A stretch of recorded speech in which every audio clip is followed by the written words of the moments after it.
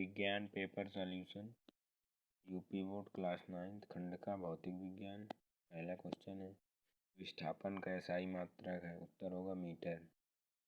दूसरा क्वेश्चन है किसी वस्तु का जड़त्व किस पर निर्भर करता है?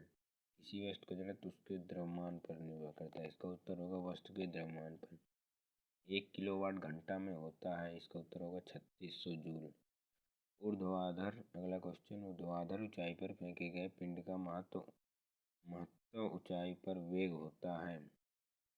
जो ऊर्ध्वाधर ऊंचाई तक कोई पिंड फेंका जाता है तो उसका अंतिम ऊर्ध्वाधर महत्तम मतलब सबसे ऊपर लास्ट वाले में, वहाँ पर उसका वेग 0 होता है। एक समय आता है जब वो रुक जाता है फिर वहाँ से नीचे गिरना प्रारंभ करता है, उस समय 1 सेकंड के लिए वहाँ पर वेग उसका 0 होता है।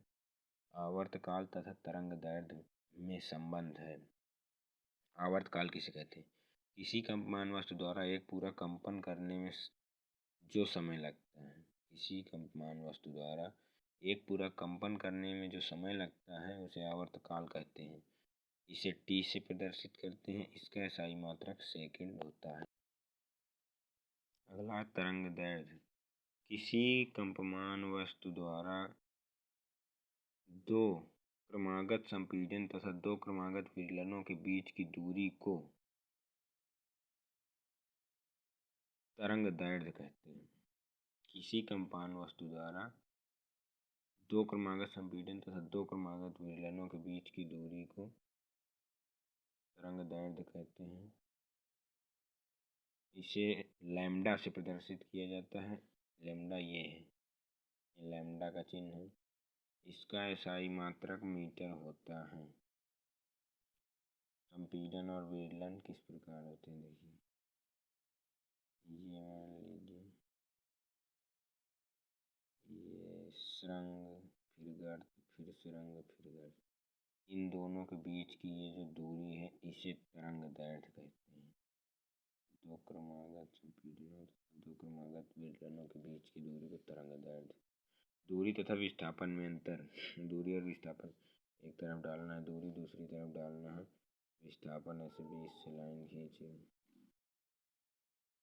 किसी गतिमान वस्तु द्वारा तय किए गए मार्ग की कुल लंबाई को दूरी कहते हैं। वस्तु की प्रारंभिक स्थिति व अंतिम स्थिति के बीच की न्यूनतम दूरी को विस्थापन कहते हैं। दूसरा अंतर है दूरी कभी भी शून्य नहीं हो सकती। चलेंगे तो ये थोड़ी ना कहेंगे कि हम 0 किलोमीटर चल के आए हैं, चलेंगे तो कुछ ना 1-2 मीटर कुछ तो होबे करेगा। 0 किलोमीटर मतलब आप विराम की स्थिति में आप दूरी गए नहीं, कहीं चले नहीं है। फिर होगा विस्थापन 0 हो सकता है। विस्थापन, ये दूरी विस्थापन से अधिक या बराबर हो सकती है। दूरी विस्थापन से अधिक भी हो सकती है, बराबर भी हो सकती है। विस्थापन दूरी से कभी अधिक नहीं होगा, वो दूरी से कम होगा या तो फिर बराबर होगा। विस्थापन दूरी से कभी भी अधिक नहीं होगा। विस्थापन 0 भी हो सकता है, क्योंकि जब ऐसे गोल, ये मान लीजिए स्टार्टिंग पॉइंट है, यहाँ से चलना प्रारंभ किया, जा रहा घूम घूम घूम घूम फिर यहाँ फिर यहीं पे लौट आया, अब ये विस्थापन इसका 0 हो जाएगा। यहाँ पर दोबारा इसी पॉइंट पर अगर लौट आया यहाँ से ऐसे घूमते घूमते घूमते, ये मान लो पॉइंट था, ऐसे गया ऐसे गया ऐसे गया ऐसे गया फिर यहीं पे आ गया तो इसका विस्थापन 0 हो गया। लेकिन दूरी कभी भी 0 नहीं हो सकती। दूरी अगर पूछेगा तो इसका पूरा नापेंगे ना, ये यहाँ से यहाँ से यहाँ से जितना चलिए इसको पूरा दूरी कहेंगे। ठीक है, इतना समझ में आएंगे। अगला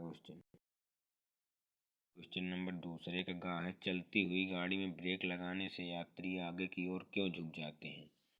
उत्तर, जब गाड़ी में ब्रेक लगाया जाता है तो उसमें बैठे यात्रियों के पैर बस के संपर्क में होने के कारण विराम में आ जाते हैं, परंतु उनके शरीर का ऊपरी हिस्सा गति के जड़त्व के कारण अभी भी गति में रहना चाहता है और आगे की ओर झुक जाता है।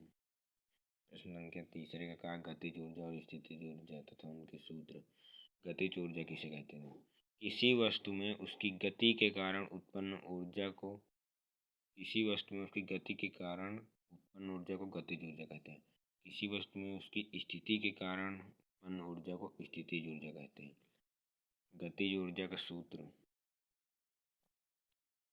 के ई बराबर 1/2 mv²। और स्थितिज ऊर्जा का सूत्र पी ई बराबर mgh। ठीक, ये है कोशिका को स्वनिर्मित सूक्ष्मदर्शी द्वारा सबसे पहले किसने देखा था? तो वो है कोशिका को पूछ रहा है। कोशिका को स्वनिर्मित सूक्ष्मदर्शी द्वारा सबसे पहले किसने देखा? तो इसका होगा रॉबर्ट हुक। रॉबर्ट हुक ने सबसे पहले देखा था। केंद्रक का अगर पूछ ले तो रॉबर्ट ब्राउन है। प्रोकैरियोटिक और यूकैरियोटिक में दो प्रकार के, इसमें प्रोकैरियोटिक में 70 प्रकार का राइबोसोम पाया जाता है, यूकैरियोटिक में 80 प्रकार का राइबोसोम। ये आकार में छोटे होते हैं, ये आकार में बड़े होते हैं। इस प्रकार इनके दो अंतर हो गए।